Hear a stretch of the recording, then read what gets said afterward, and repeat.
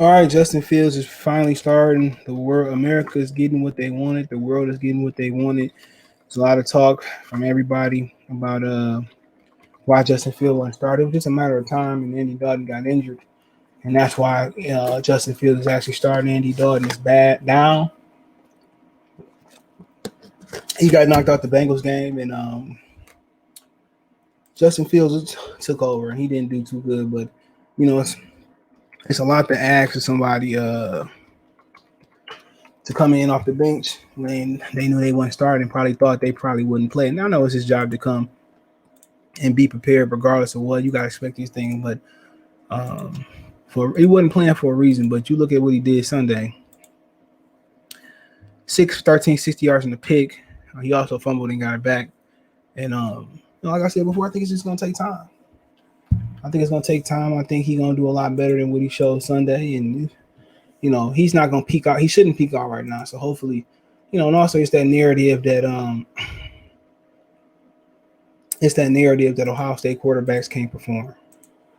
So you can't forget that narrative. It's a narrative out there that the Ohio State quarterbacks can't perform. So at the end of the day, that's out there and that's working against him. Had he went to Georgia and all that, it would have been nothing about that.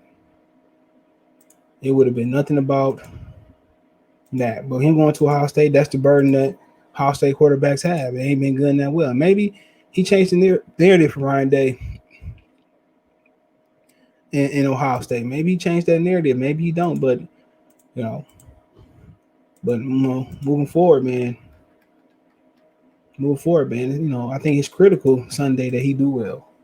It's not only critical for him, but it's critical for Matt Nagy and Ryan Pace to keep their job. If he do good and stay the season, he might instantly be the best or most talented Ohio State quarterback. He might be the most talented Ohio State quarterback we can remember, but he might be like the best, most talented.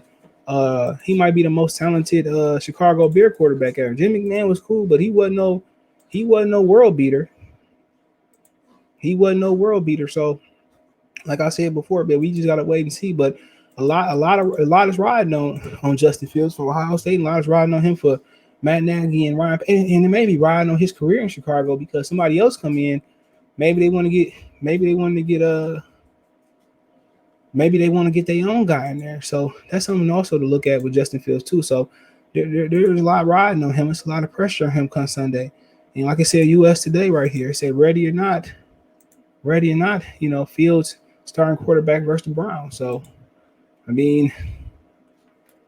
lot of people want to see him play. A lot of people thought he was one of the better quarterbacks in the draft. He slid a little bit, and we see what Mac Jones is doing. We see what Trevor Lawrence is doing. We see Trey Lance on the bench getting in spot play here and there. So, for Justin Fields, I think it's up to him. It's up for him to make this swing one way or another way, and it's up for Ryan Pace and Matt Nagy and his staff to get him up to speed. It's up to them to get him up to speed. So, this should be very interesting come Sunday. I think that might be one of the most anticipated and watched games until next week, until Bill Belichick and Tom Brady square off. So, like I said, Justin Fields is carrying the burden of Ohio State, and he's carrying the burden of the jobs of the GM of Chicago Bears, Ryan Pace, and the head coach and his coach staff, Matt Nagy. A lot of people didn't understand how can you draft somebody that high and start Andy Dalton over him. Andy Dalton didn't even go that high. So a lot of people was baffled by that, but hopefully he's more ready than not. Another reason he slid down because he had that epilepsy where you just fall asleep. That ran through his family. So there's a lot of things that worked against him. And also, his color of his skin, that's gonna work against you playing quarterback too.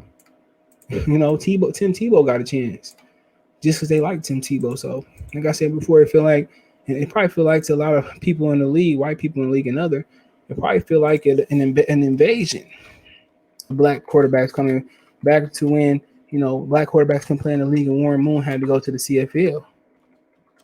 So, things tend to change. I think it's going to be very interesting.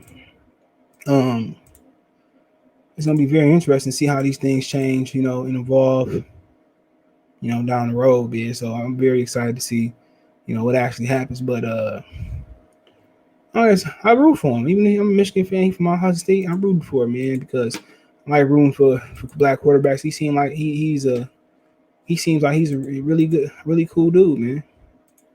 That's what it seemed like. Seemed like he pretty solid, man. So I root for him. I root for him, and hopefully he do well. I'm not even a big Chicago Bear fan. I can't stand the Care Bears, but I root for him as long as they're against my line. So best of luck to him, man. Let me know what you guys think. Check the NFL playlist off. Want to make a donation? Cash App CJ Good 313, Venmo CJ Good 313, PayPal link in the description. Best to donate, thumbs up, share, review, subscribe to the channel. Find me on Twitter, Facebook, Instagram, all my social media links in the description. Other than that, man, Facebook group there as well too. Appreciate the love, support. Check the NFL playlist. All I'm in the comment section. Peace.